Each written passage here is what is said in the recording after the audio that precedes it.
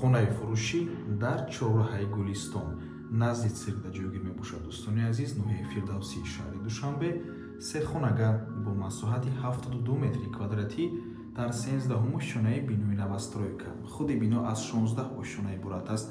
در بینا دو طریف کار میکنند. خانه با تعمیر نو تامین است. بعد از تعمیر هیچ کس زندگی کردگی نیست.